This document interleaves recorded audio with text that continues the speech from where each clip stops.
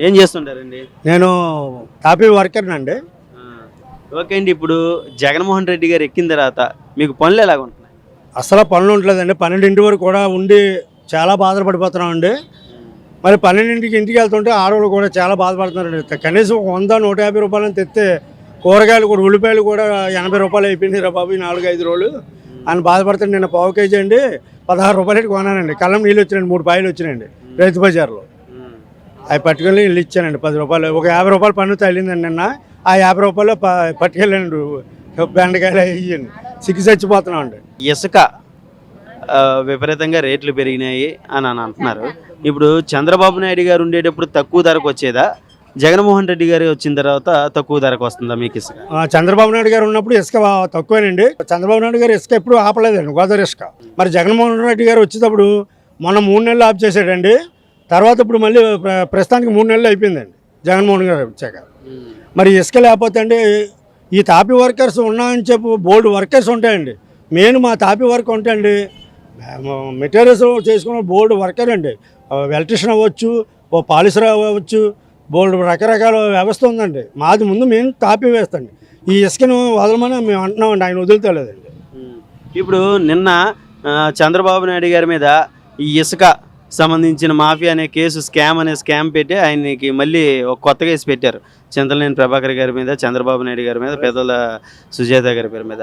ఇది పెడితే చంద్రబాబు నాయుడు గారి మీద పెట్టాలంటారా, జగన్మోహన్ రెడ్డి గారి మీద పెట్టాలంటారా? ఇది కంపల్సరీగా అండి జగన్మోహన్ రెడ్డి గారి మీద పెట్టాలండి. ఎందుకంటే అంటే ఇప్పుడు మా బిల్డింగ్ వర్కర్స్ కోసం మేము పోరాడుతున్నామండి. మేము ఎన్నో ధర్నాలు చేసామండి. 13 జిల్లాలకి, రాజమండ్రి అవునండి, విశాఖపట్నం అవునండి, ఏలూరు అవునండి. మా ధర్నాలు అలా కొనసాగుతూనే వచ్చినాయండి. ఇప్పుడు కూడా మమ్మల్ని పట్టించుకున్న నాదుడు ఎవరు లేరండి. అయితే జనసేనలోని ఆయన పాదయాత్రలోనే ఏం చెప్పారంటే పవన్ కళ్యాణ్ గారు, నేను కాను వస్తే బిల్డింగ్ వర్కర్స్ ఎంత బాధపడుతున్నారు మీ బాధలు నాకు చెప్పుకున్నారండి. రాజమండ్రి చెప్పారండి, విశాఖపట్నం చెప్పారు, ఏలూరు కూడా చెప్పారండి.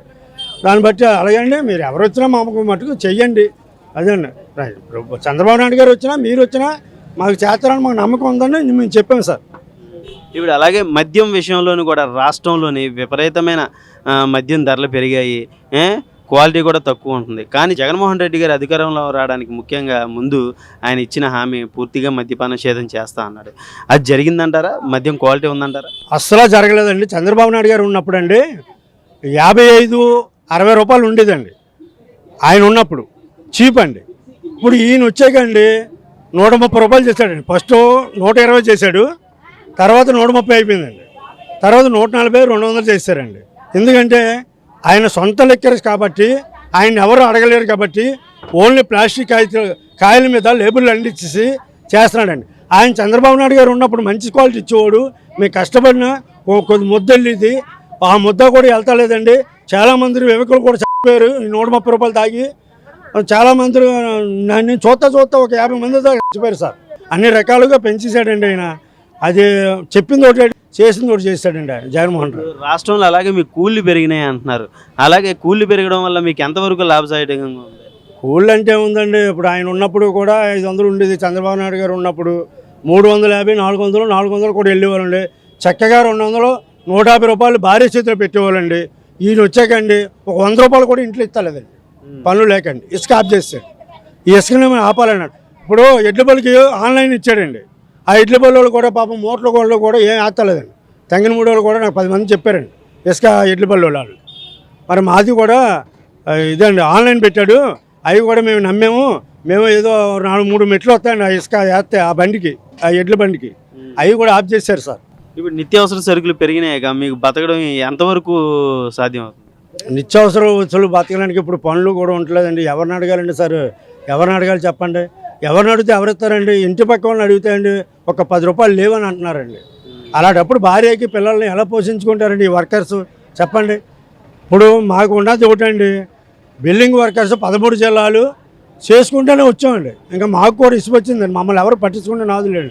మళ్ళీ చంద్రబాబు నాయుడు గారు, జనసేన పవన్ కళ్యాణ్ గారు వస్తే మేము ఒక అదుపులోకి మళ్ళీ పాత రోజులు మాకు వస్తాయని మేము అనుకుంటున్నాం.